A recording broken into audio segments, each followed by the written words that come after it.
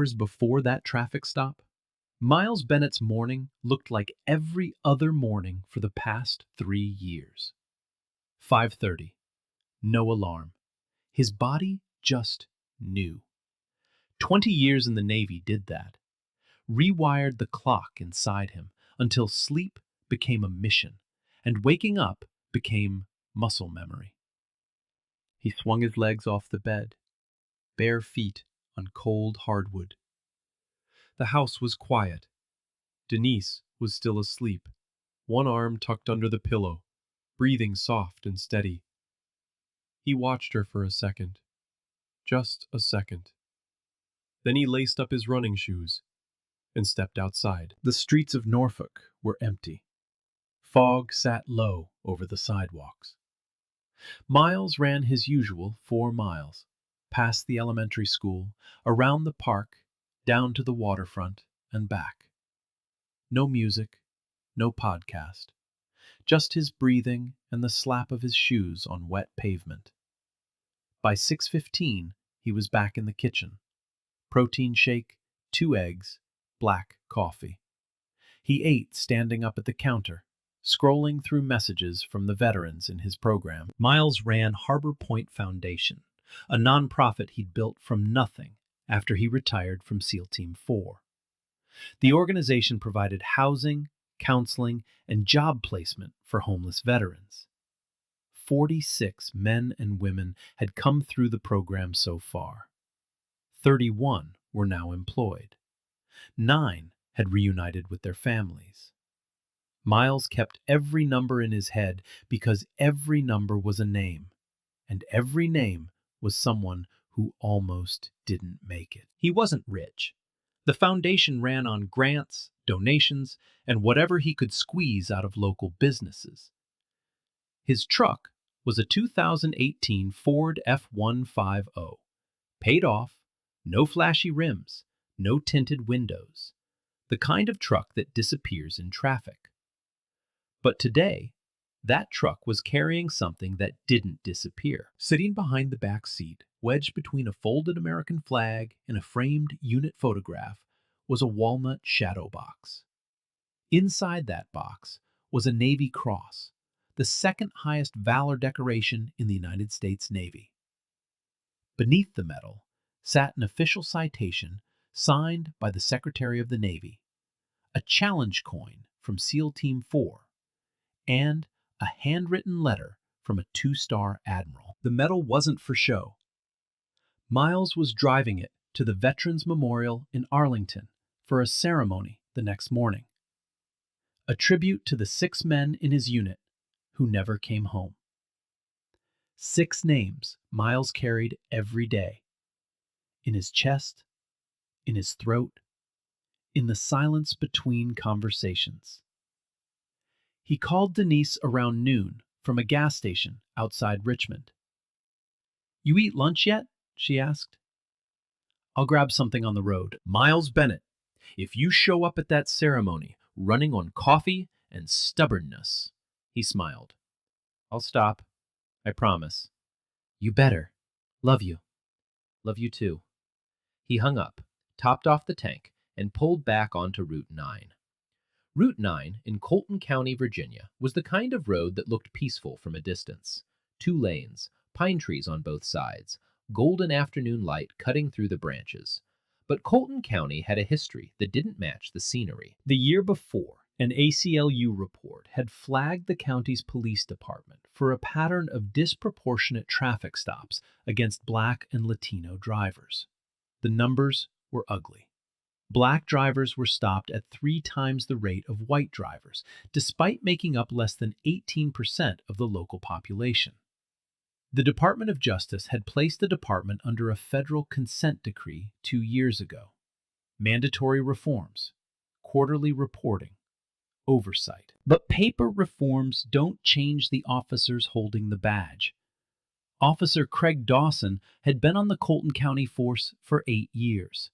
36 years old, son of a retired state trooper, grandson of a county sheriff. Law enforcement wasn't his career, it was his bloodline. He'd applied for detective twice, Rejected both times. His supervisors cited judgment concerns, but never put him on a real improvement plan. He stayed on patrol, and patrol gave him exactly what he wanted: control. 14 complaints had been filed against Dawson by Black and Latino motorists over those 8 years. 12 were dismissed. 2 resulted in what the department called verbal counseling.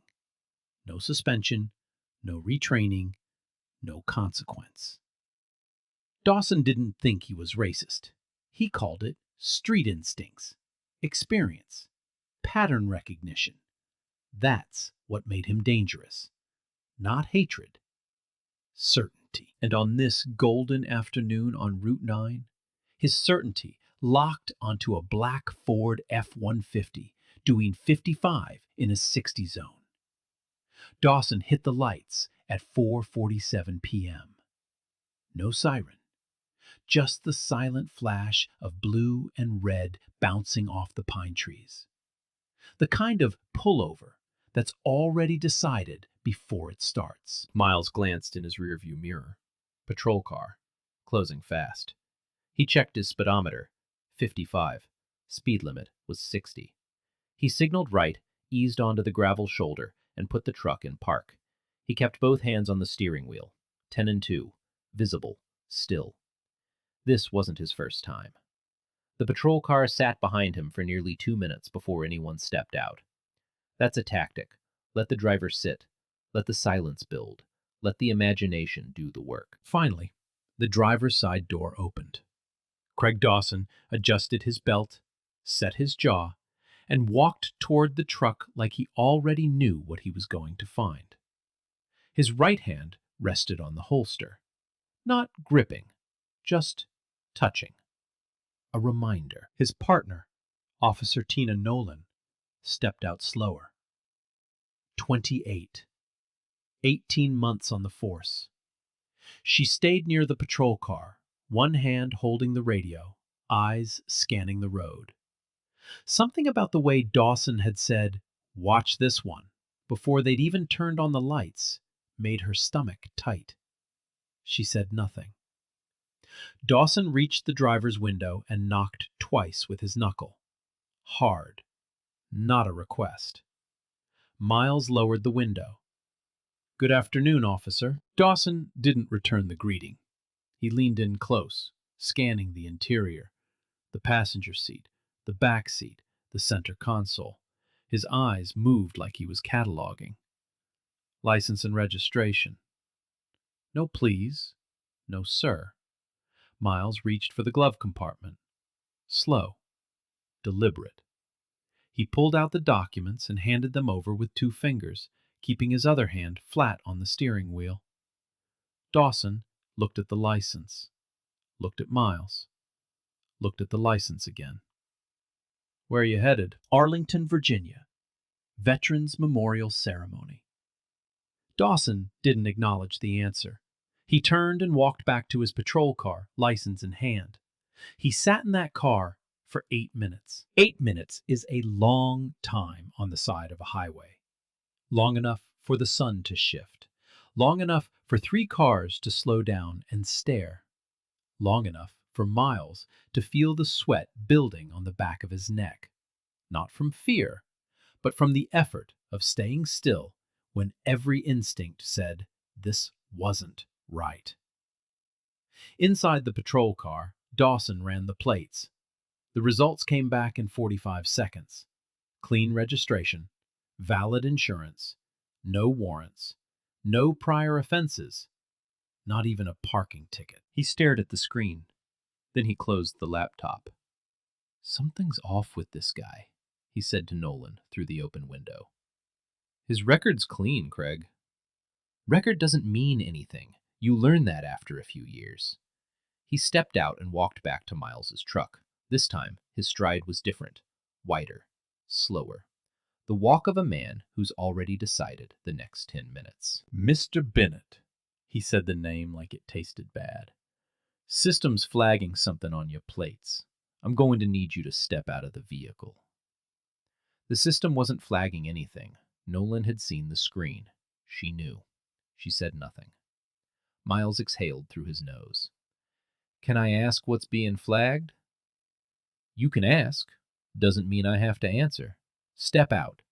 Now. Miles turned off the engine, placed the keys on the dashboard, opened the door with his left hand, keeping his right hand visible. He stepped onto the gravel and stood with his feet shoulder-width apart, hands open at his sides. Dawson circled him once, slow, looking him up and down the way you'd inspect something you'd already decided was broken. Turn around, hands on the hood. Miles placed his palms flat on the metal. The engine had been running for 3 hours. The hood was hot enough to sting. He didn't flinch. Dawson patted him down. Not procedure, performance. He pressed Miles's chest into the hood, ran his hands down his sides, too hard, too slow. Checked his pockets twice. Found a wallet, a phone, and a set of house keys. Nothing. Dawson squeezed the phone. Passcode. You don't have the authority to search my phone without a warrant. Dawson set the phone on the hood, smiled. We'll see about that. He leaned close. Close enough that Miles could smell the coffee on his breath. Then Dawson sniffed, loud, theatrical. You smell that, Nolan? Nolan was 15 feet away. She hadn't smelled anything. Smell what? Marijuana. Dawson nodded, already moving toward the truck. Coming right out of the cab. That's probable cause. Miles turned his head. I don't smoke. Never have. Doesn't matter what you say. Matters what I smell.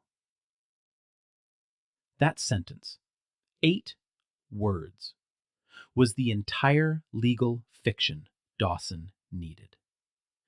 In most states, an officer's claim that they smell marijuana is enough to justify a vehicle search. No proof required, no confirmation, just a nose and a badge. Miles knew this. He'd read about it. He'd heard the stories from the veterans in his program, men who'd survived combat zones only to be treated like criminals on their own streets. He turned back to face the hood, pressed his palms down again, and waited. Dawson yanked open the driver's door. Meanwhile, a silver sedan had pulled over about 50 yards behind the patrol car. A woman in the passenger seat held up her phone, recording. The angle caught everything. The truck, the hood, Miles's posture, and Dawson climbing inside the cab. Nolan noticed the phone. She shifted her weight, touched her radio. But she didn't say a word. Dawson started with the glove compartment. Registration papers, insurance card, a tire pressure gauge, and a pack of napkins from a fast food chain. He tossed them onto the passenger seat. Center console. A phone charger. $3 in change. A pen. He pulled out the gym bag from the back seat, unzipped it. Workout clothes. A towel. A pair of running shoes that smelled like sweat and asphalt. Nothing. He found a small cooler on the floor, popped it open. 2 water bottles and a sandwich wrapped in foil. Denise had written, "Eat this," in marker on the foil. Dawson dropped the cooler on the ground. The water bottles rolled into the gravel. Nothing. He went back in, reached under the passenger seat, pulled out a small Bible with a cracked leather cover. A bookmark stuck out from the middle. A photograph of 6 men in desert camo, arms around each other, squinting into a sun that burned white behind them. Dawson glanced at the photo, tossed the Bible onto the dashboard. Religious type, huh? He said it the way someone says, "Nice try." Miles didn't respond. His knuckles had gone pale against the hood, not from fear, from the effort of keeping his mouth shut, from the weight of knowing that anything he said, any word, any tone, any movement, could be rewritten into a reason. A second car pulled over. A man in a gray pickup stepped halfway out, phone raised. Then a third, a teenager in the back seat of her parents' car, filming through the window. 3 phones, 3 angles, and Dawson hadn't noticed a single one. His jaw tightened, his neck flushed red. 15 minutes of searching, and all he had was a gym bag, a sandwich, a Bible, and silence. He was too deep now. Pulling back meant the stop was bad. The recording was still going. Nolan was watching. And Craig Dawson had never once, not once, in 8 years, pulled someone over and walked away empty-handed. He wasn't about to start today. He slammed the back door shut, walked past Miles without looking at him, and dropped the tailgate. The truck bed was clean. A toolbox bolted to one side, a spare tire strapped down, a canvas duffel bag, and behind it, a folded American flag, a framed photograph, and a walnut box. Dawson went for the duffel first. He grabbed it by the strap, swung it off the tailgate, and dumped the contents onto the road. Clothes spilled across the gravel. A shaving kit cracked open. Toothbrush, deodorant, a razor. They scattered like someone had upended a life and shaken it out for inspection. Miles heard it all. The zipper. The thud. The sound of his things hitting dirt. He didn't turn around. "Nice wardrobe," Dawson said, kicking a folded shirt with the toe of his boot. "Where'd you get it? Goodwill or a back door?" He picked up a pair of dress shoes from the pile, held them up, sniffed inside one, dropped them both. Nothing. Nolan took 2 steps forward. "Craig?" Her voice was low, careful. "There's nothing here. Maybe you should stay by the car and let me do my job." Nolan stopped. Her jaw moved like she wanted to say something else. She didn't. She went back to the patrol car and leaned against the door with her arms crossed. Her body camera was still running. She made sure of that. Dawson climbed up onto the truck bed. His boots scraped the metal liner. He opened the toolbox, wrenches, a socket set, jumper cables. He threw the jumper cables out. They hit the asphalt with a clang that echoed down the empty road. Nothing. He kicked the spare tire, checked behind it, ran his fingers along the edges of the truck bed liner, pressing down, looking for seams, hidden compartments, anything. Nothing. He crouched down and pulled the canvas tarp off the remaining items. The American flag, the framed photograph, and the walnut box. He picked up the flag first, unfolded it halfway, let the fabric hang from his fingers like a rag. Patriotic, huh? He tossed it onto the pile of clothes in the dirt. Miles heard the flag hit the ground. His whole body went still. A different kind of still. Not compliance, not patience. The kind of still that comes right before something breaks. 6 men died under that flag. 6 men whose names were etched into Miles's memory like scars on bone. He'd carried that flag to their funerals. He'd folded it for their mothers. And now it was in the dirt on Route 9, thrown there by a man who'd never carried anything heavier than his own ego. But he didn't move. Dawson grabbed the framed photograph next. 6 men in desert camo, dusty boots, sunburned faces, arms locked around each other like they knew some of them wouldn't be standing much longer. He barely looked at it, set it face down on the tailgate. The glass cracked, a thin line running from one corner to the other, splitting the frame right down the middle. Miles heard the crack. His jaw tightened so hard his teeth ached. Then Dawson's hand found the walnut box. It was heavier than he expected. Solid. The wood was dark, polished, with a small brass latch. Not the kind of thing you'd find in a department store. Not the kind of thing you'd find in most people's lives. Dawson shook it. Something shifted inside. Metal on velvet. "What's in the box?" Miles turned his head, just enough to see over his shoulder. "That's personal military property, officer. I'd ask you to handle it with care. You'd ask me. Dawson dropped down from the truck bed, the box under his arm.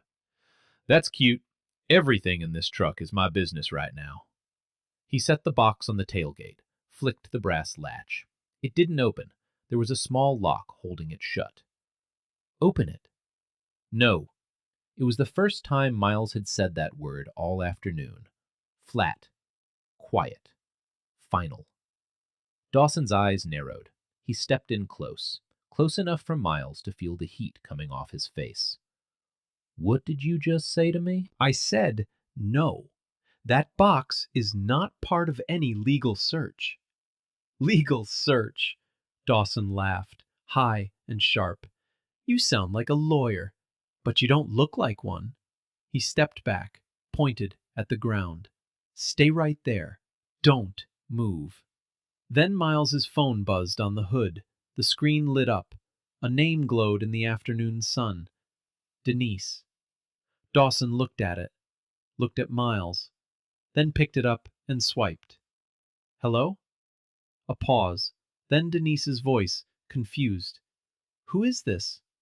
Where's Miles? Ma'am, your husband's being detained on Route 9. Might want to start thinking about bail. Miles spun around. For the first time, his voice cracked the surface. Put the phone down.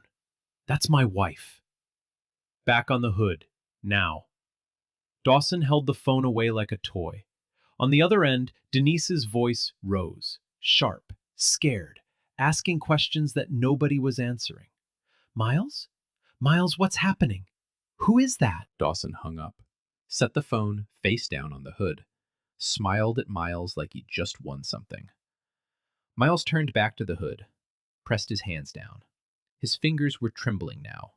Not from fear, from the sound of Denise's voice, the panic in it, and the fact that he couldn't tell her he was okay. That's what broke him. Not the search, not the slurs, not the flag in the dirt, not the cracked photograph of 6 men who would never stand together again. It was the 3 seconds of his wife's fear, played out loud on a highway shoulder while a stranger held the phone. His eyes were wet. He blinked once, set his jaw, and pressed his palms harder into the hot metal. A 4th car had pulled over now. A man standing outside his door, phone held high. The teenager from earlier had stepped out of her parents' car entirely. She was crying, but her hand was steady. The camera didn't shake. Nolan counted the phones. 4 angles, maybe 5. The whole thing was already out of Dawson's hands. He just didn't know it yet. Traffic had slowed to a crawl. A truck driver honked twice as he passed. Someone yelled something from a window, but the words dissolved in the wind. A woman in a minivan pulled her children's faces away from the glass. This was no longer a traffic stop. This was a scene. Dawson didn't care. He was past the point of caring. The search had turned up nothing, and nothing was unacceptable. He had told Nolan he'd find something. He had told himself he'd find something.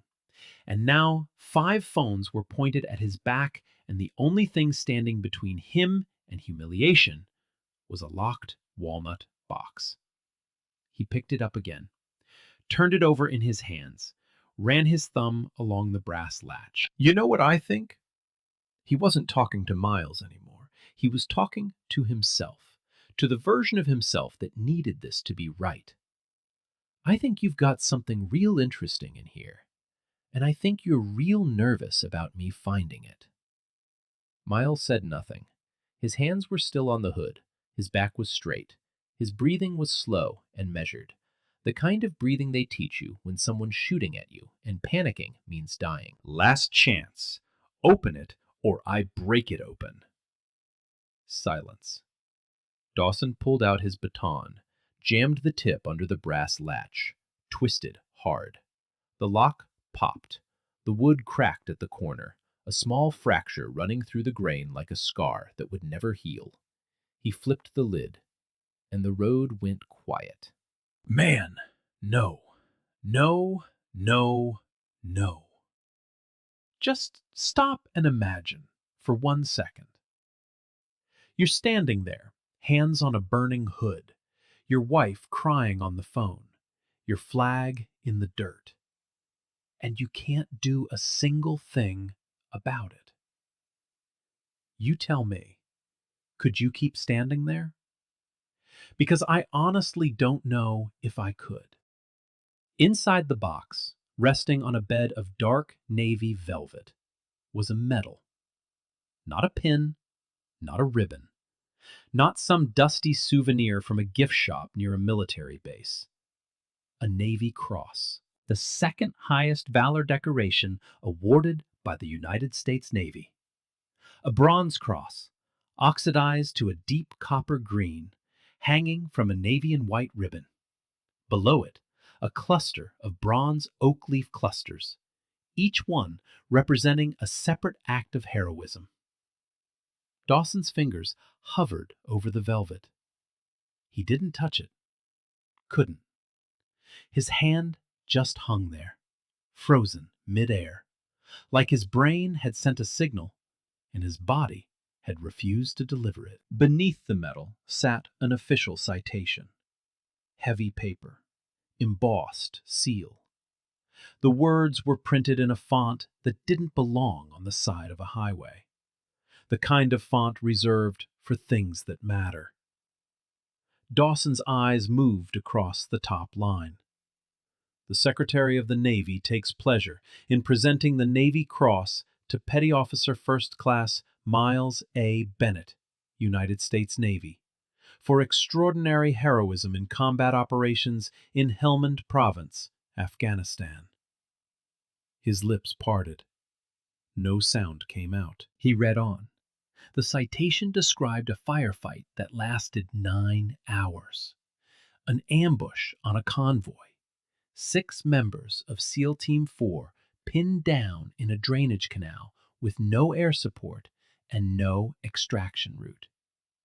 Bennett, Miles Bennett, the man whose face was still pressed against the hood of a truck 20 feet away, had carried 2 wounded teammates across 400 meters of open ground under continuous enemy fire. He went back a 3rd time for the team's radio operator. The radio operator didn't survive the night, but the other 5 did because of Miles. Below the citation sat a challenge coin from SEAL Team 4. Heavy, bronze, worn at the edges from years of being held, turned over, rubbed like a prayer. And beneath that, a handwritten letter on personal stationery. The signature at the bottom? Rear Admiral William T. Crawford, United States Navy. The letter was short, 3 paragraphs, but the last line read, "In 32 years of service, I have never recommended a man for the Navy Cross. You are the exception, and you are the standard." Dawson set the box down on the tailgate. His hands were shaking. Not a lot, just enough. Just enough that if you were standing close, you'd see the tremor in his fingers, the way his grip had gone loose and uncertain. Nolan walked over. She looked into the box. Then she looked at Dawson. Then she took one full step backward, like the ground beneath her had shifted. "Craig," her voice was barely a whisper. "Craig, what did you do?" He didn't answer. Miles turned around, slow. Not because he was told to, because it was time. He looked at Dawson the way a man looks at something small. Not with anger, not with satisfaction, just clarity. "That medal." Miles's voice was low and even. "I was driving it to Arlington. There's a ceremony tomorrow morning, a tribute to the 6 men in my unit. 2 of them died in my arms." Dawson opened his mouth, closed it. "I've been standing on this hood for 30 minutes. Miles took 1 step forward. "You dumped my clothes on the road. You threw my flag in the dirt. You hung up on my wife. You called me an animal." Another step. "And you did all of it because of one thing. One thing you decided The second you saw my face. Dawson's back hit the tailgate. He had nowhere to go. Miles stopped. He didn't raise his voice, didn't raise his hand. He just stood there, 6'1", 220, with the kind of stillness that only comes from having survived things that would have broken most people in half. I'm going to need your badge number, officer, and your partner's. And I'm going to need you to put that medal back exactly where you found it. Dawson's mouth moved. Look, I was doing my... You were doing your job? Miles tilted his head, just slightly. I've heard that line in 3 countries, officer. It's never once been true. The bystanders were close now. The man with the gray pickup had walked within 30 feet. The teenager was standing on the shoulder, phone steady, tears running down her face. The woman in the silver sedan had her window down, and the audio on her phone was picking up every word. Nolan stepped forward. She didn't look at Dawson. She looked directly at the nearest camera and read his badge number aloud. Clear, steady, like she'd been waiting for this moment without knowing it. Officer Craig Dawson, badge number 3416, Colton County Police Department. Dawson didn't stop her. He was staring at the medal, at the citation, at the name, his name, the name he'd said like it tasted bad an hour ago, printed beneath the seal of the Secretary of the Navy. Miles reached past him, picked up the walnut box, closed the cracked lid as gently as a man closing a casket, tucked it under his arm. Then he picked up his flag from the dirt, folded it. Not fast, not angry.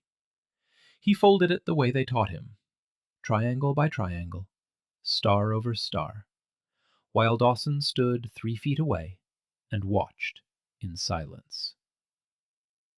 Nobody on that road said a word. Dawson broke first. His mouth opened before his brain caught up. The words came out cracked, rushed, tangled, like a man trying to put a fire out with his bare hands. Sir, look, I didn't know. You didn't know. Miles hadn't moved. His hands were still on the hood, but his voice had changed. Not louder, not angrier, colder. The kind of cold that settles in a room when someone stops pretending. That's the whole point, officer. You shouldn't have needed to know who I am to treat me like a human being. Dawson swallowed. His Adam's apple bobbed like a stone caught in his throat. The confidence that had carried him through 8 years of unchecked stops, unchallenged searches, and unanswered complaints, all of it had drained out through his boots and into the gravel. He tried again, reached for the only card he had left. The marijuana. You smelled nothing. Miles turned around now, slow, deliberate, the way a man turns when he's done being patient. I've never smoked a cigarette in my life, let alone marijuana. And when your dashcam audio gets reviewed, and it will, they're going to hear you fabricate probable cause in real time. Dawson looked at Nolan. She didn't look back. Her eyes were fixed on the ground 3 feet in front of her boots, and they weren't moving. Miles pulled out his phone. The screen was cracked, a spiderweb fracture from when Dawson had set it face down on the hot hood. He dialed a number, put it on speaker, held it out between them like a witness. 2 rings. Miles, talk to me.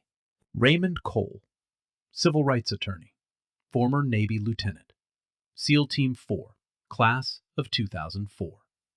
The man who'd been Miles's swim buddy through BUDS training 20 years ago. The kind of training where you either trust someone with your life or you wash out. Cole didn't wash out. Neither did Miles. And 20 years later, that trust hadn't lost a single thread. Ray, I'm on Route 9 in Colton County. I've been detained without cause. Officers searched my vehicle based on a fabricated marijuana claim.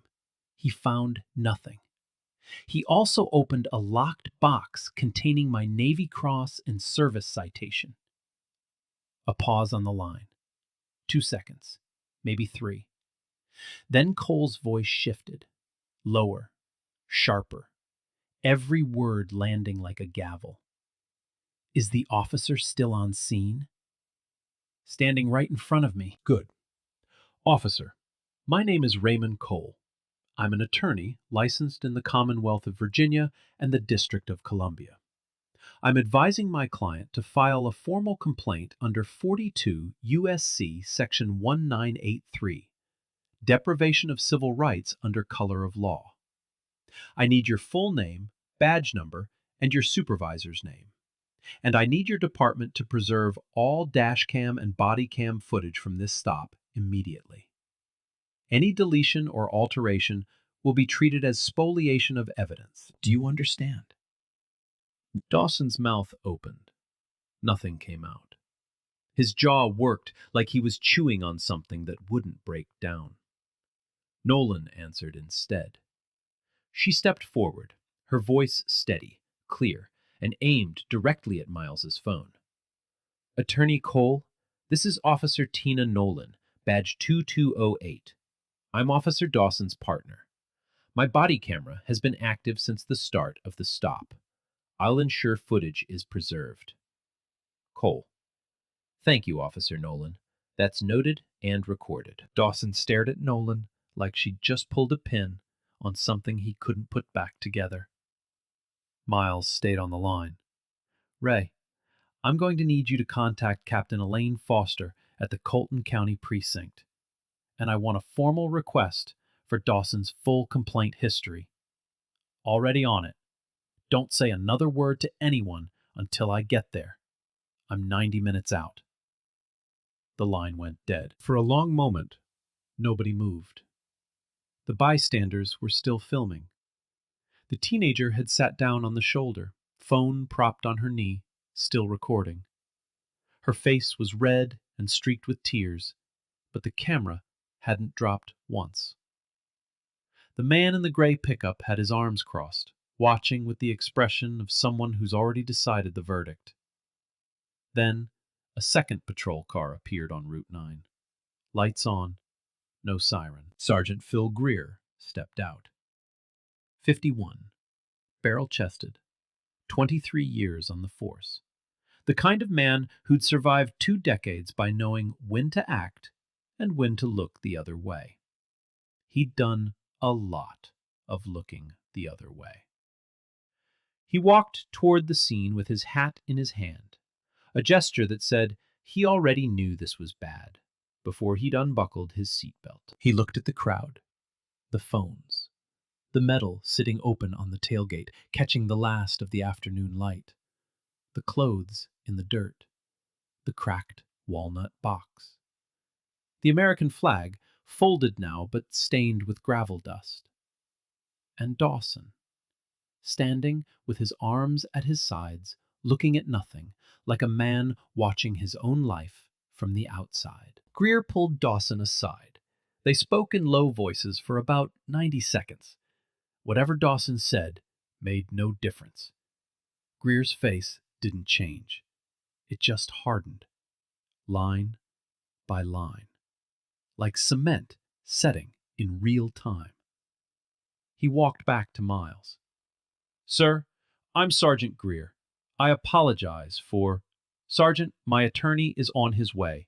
I've been advised not to speak further, but I want Officer Dawson's badge and weapon removed from his person before I leave this road. Greer looked at Miles, looked at the metal, looked at the phones, 5 of them now, maybe 6, all pointed at him like a jury that had already reached its verdict. He nodded once. Dawson, badge and weapon, now. Dawson's hand went to his belt. Slow, like his body was moving through water. He unclipped his holster, set his service weapon on the hood of the patrol car. The metal touched the paint with a sound that was too small for what it meant. Then he unclipped his badge from his chest and placed it next to the gun. 2 objects, a career, a pension, an identity. All of it sitting on the hood of a patrol car on the shoulder of Route 9. Greer picked up both. You're on administrative leave effective immediately. Officer Nolan will drive you back to the precinct. Nolan opened the rear door of the patrol car, the same door where suspects sit. The same door Dawson had put hundreds of people behind. He looked at it for a long moment, the way a man looks at something he never expected to be on the other side of. Then he ducked his head and climbed in. Nolan closed the door behind him. The lock clicked. The same partner he'd been ordering around all day. The one he'd told to stay by the car. The one he'd cut off mid-sentence. The one whose concerns he'd swatted away like dust was now driving him home in the back seat. She started the engine, checked her mirrors, and pulled onto Route 9 without a word. The video hit the internet before Dawson's patrol car reached the precinct. The teenager, her name was Abby Coleman, 17, home from school with a sinus infection, had uploaded her recording to Twitter with one line. "This just happened on Route 9. Watch the whole thing."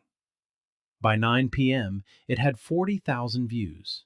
By midnight, 600,000. By the time the sun came up the next morning, every major news outlet in the country had the footage. The woman in the silver sedan had captured a different angle, tighter, closer, with audio clear enough to hear every word Dawson said. The man in the gray pickup had filmed the moment Dawson opened the box. His footage caught the exact second the smirk left Dawson's face. That 3-second clip became its own post. 12 hours. But it was Nolan's body cam footage that ended everything. Captain Elaine Foster ordered its release within 48 hours. The department had no choice. The consent decree required transparency, and the DOJ was already watching. The body cam showed everything the bystander videos missed. It showed Dawson saying, "Watch this one," before the lights even went on. It showed him closing the laptop after the plates came back clean. It showed him sniffing the air and inventing the marijuana smell. It showed him answering Denise's call and saying the word bail while her husband stood with his face on a hood. And it showed him throwing an American flag in the dirt. Local reporter Amanda Sills ran the story first. Her piece aired on the 6 o'clock news with the headline, "Decorated Navy SEAL humiliated during traffic stop. Officer had zero probable cause." Within 24 hours, the story had gone national. CNN picked it up, MSNBC, Fox. The Washington Post ran a long-form piece on the history of pretextual traffic stops in Colton County. The New York Times published an op-ed from a retired federal judge titled "The Smell Test: How a Legal Fiction Enables Racial Profiling." Miles didn't do interviews. He didn't post anything online. He didn't make a statement. Raymond Cole handled everything. And the first thing he handled was a federal civil rights lawsuit. Cole filed under 42 U.S.C. Section 1983 against Officer Craig Dawson individually and the Colton County Police Department as an institution.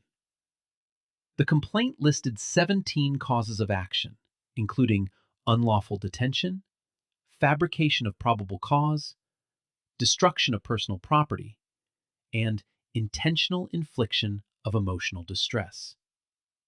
But the lawsuit was just the civil side. The Department of Justice, already monitoring Colton County under the existing consent decree, opened a supplementary criminal investigation within a week.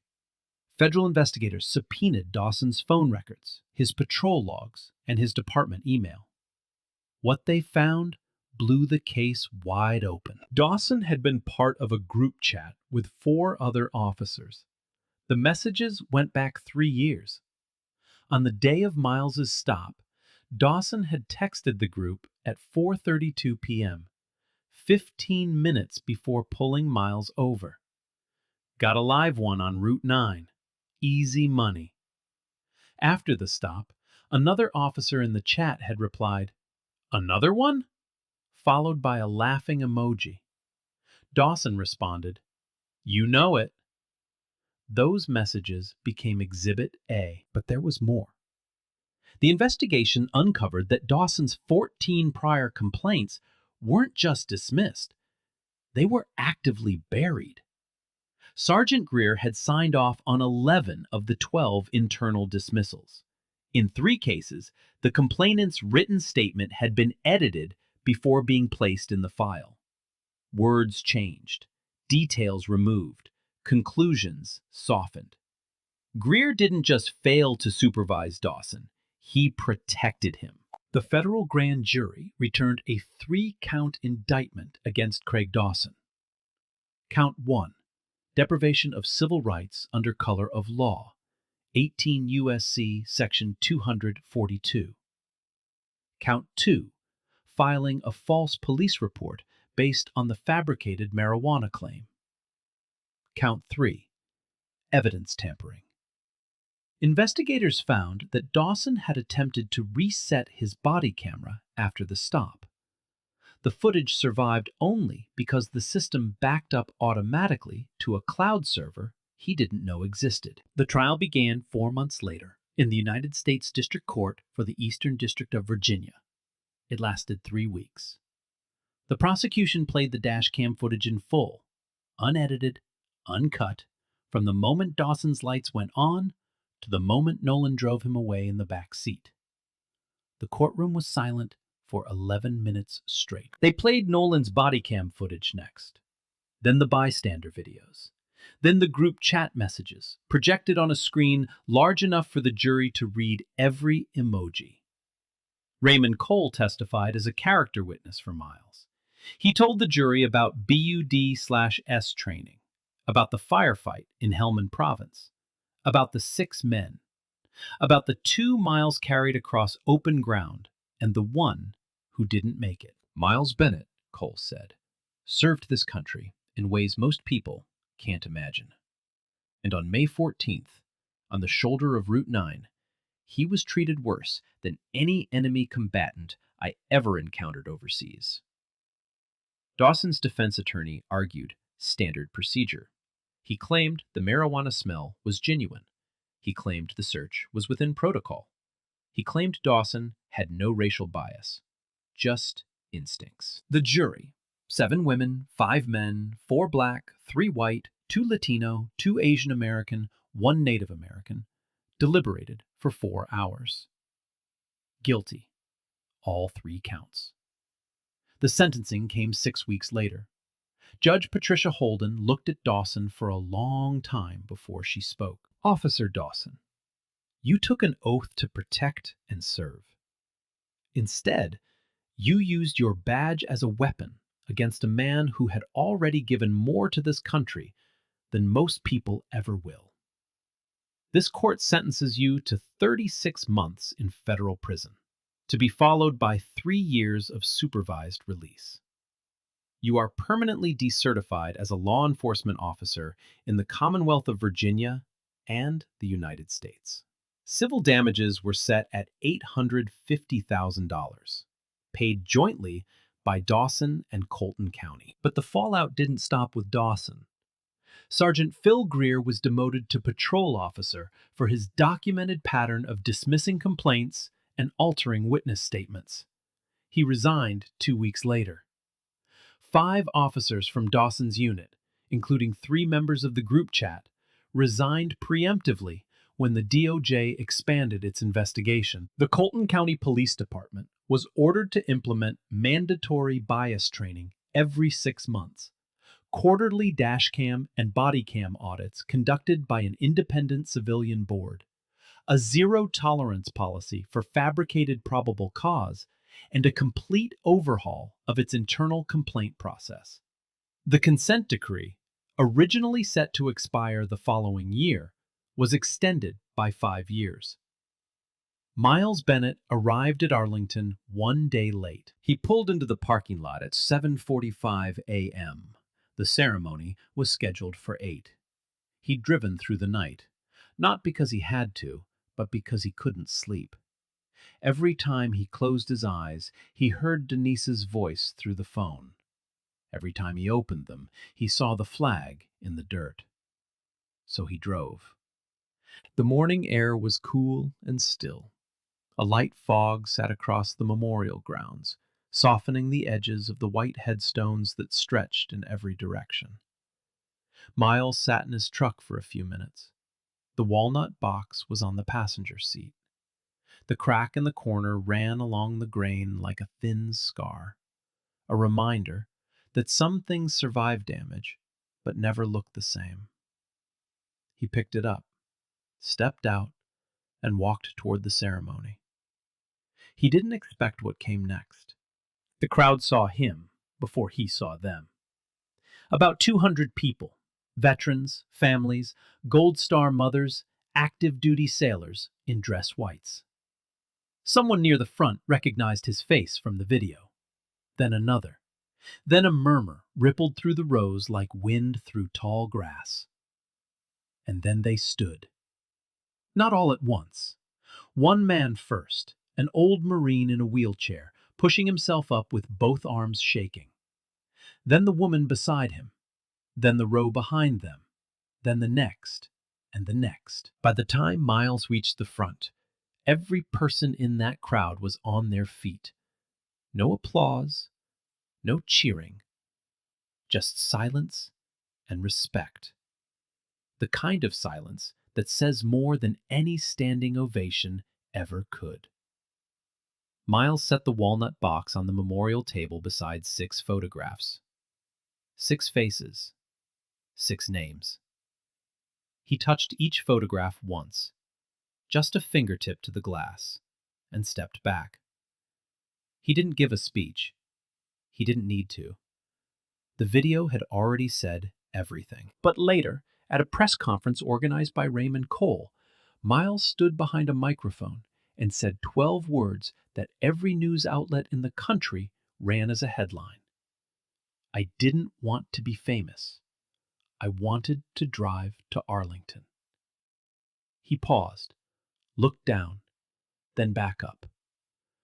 But if what happened to me on that road wakes one person up, then maybe those 6 men I lost would say it was worth the detour. In the weeks that followed, Harbor Point Foundation received more donations than it had in the previous 3 years combined. A 400% increase in 30 days. Enough to open a second facility in Richmond. Enough to hire 6 full-time counselors. Enough to take in 40 more veterans who had been sleeping in shelters, in cars, or on the ground. Miles didn't keep a dollar of the civil settlement for himself. The entire $850,000 went into the foundation. When a reporter asked him why, he said, "That money came from pain. Might as well turn it into something that heals." Denise went back to teaching the Monday after the trial ended. Her students had seen the video. One of them, a 9-year-old boy named Caleb, walked up to her desk before first period and set down a folded piece of paper. Inside, in crayon, he'd written, "Your husband is brave. You are too." She kept it in her desk drawer for the rest of the year. As for Officer Tina Nolan, she cooperated fully with federal investigators. Her testimony was key to securing the guilty verdict. She transferred to a department in Northern Virginia with a community policing model and became one of the loudest advocates for bystander officer intervention training in the state. She never spoke to Dawson again. And Dawson? He reported to Federal Correctional Institution Petersburg on a Tuesday morning in October. 36 months. No badge, no pension, no authority.